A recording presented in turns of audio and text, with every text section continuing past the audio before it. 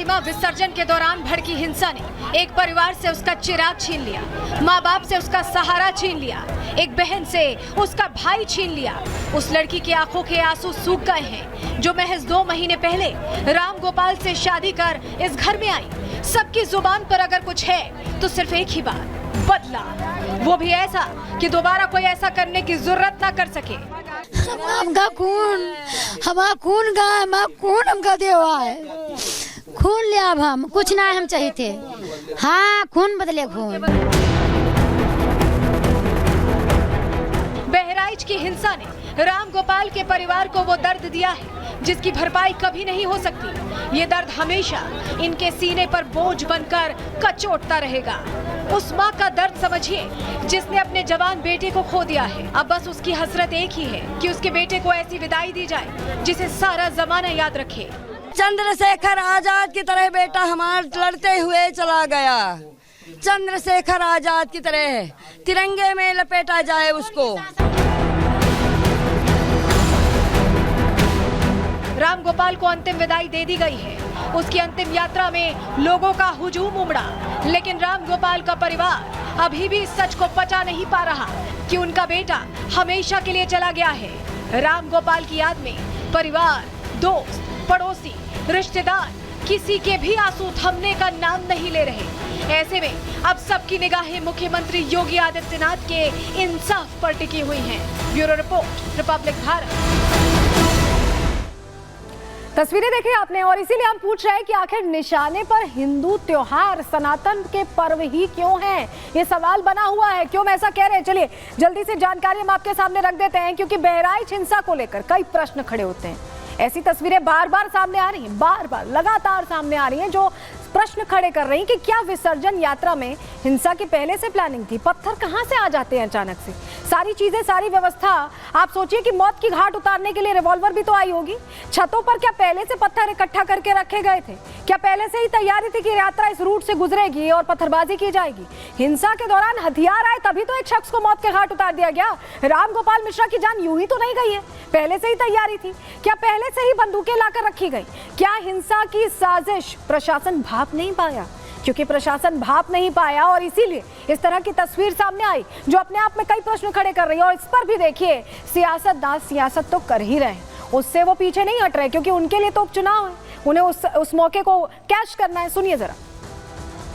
कानून से किसी को भी खिलवाड़ करने की इजाज़त नहीं है। जो भी दोषी होगा, जांच चल रही है, कड़ी कार्रवाई होगी। स्थिति सामान्य है और दोषियों की पहचान की जा रही है। अगर अनुशासन का पालन करवाने में यदि पुलिस के अधिकारी कर्मचारियों को भी लापरवाही पाई गई तो उन पर भी कड़ी कार्रवाई। बहराइच या और जगह जो घटनाएं हो रही हैं उसके जिम्मेदार अगर कोई है तो शासन है, प्रशासन है और इनकी वोट की राजनीति है, जिसकी वजह से ये जानबूझ करके करा रहे हैं। कभी किसी के खिलाफ स्टेटमेंट दिलवा देना, कभी टीवी चैनलों पे झगड़ा करा देना, ये इनकी सोची समझी चाल है। मैं जनता से अपील करूंगा कि भारतीय जनता पार्टी की चाल समझिए।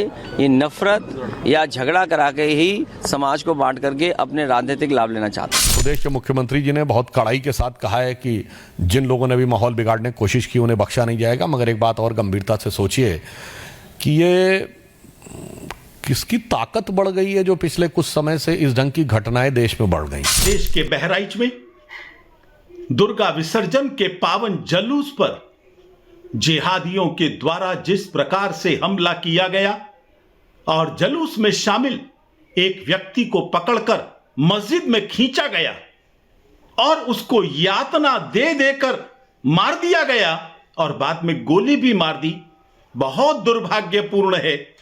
हिंदू समाज के लिए चुनौती है और मुस्लिम समाज के लिए आत्मनिरीक्षण करने का अवसर है। और अगर आप सोच रहे हैं कि ये सिर्फ उत्तर प्रदेश के बहराइच से सामने आया है ना, तो आप गलत हैं, क्योंकि ये उत्तर, दक्षिण, पूरब, पश्चिम कहीं से भी सामने आने लगा है आजकल। तस्वीर दिखाइए जरा।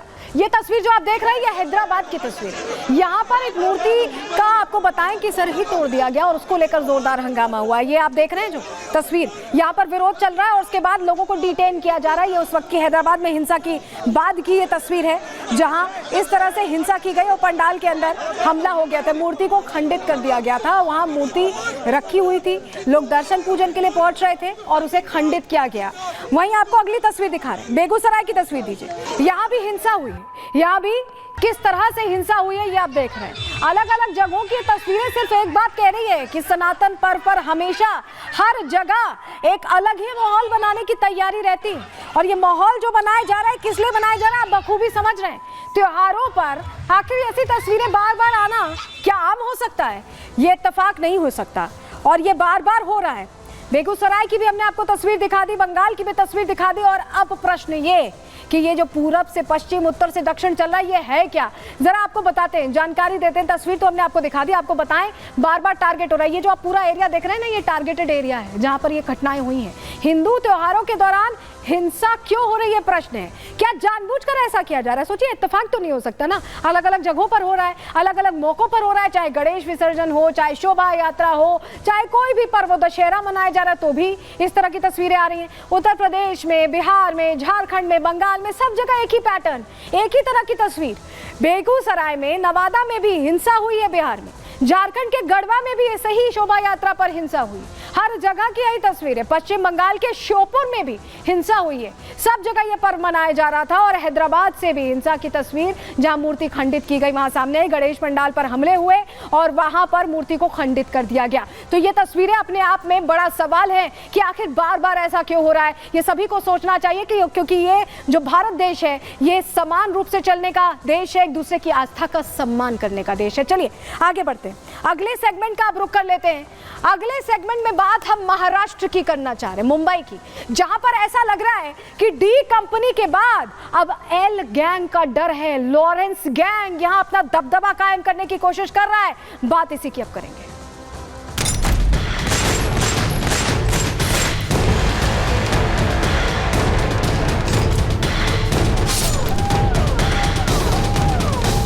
कानून व्यवस्था बिगाड़ने का काम मुंबई में आकर जिन्होंने किया है उनको बिल्कुल बख्शा नहीं जाएगा। वो बिश्नोई गैंग हो या कोई अंडरवर्ल्ड का कोई भी गैंग हो।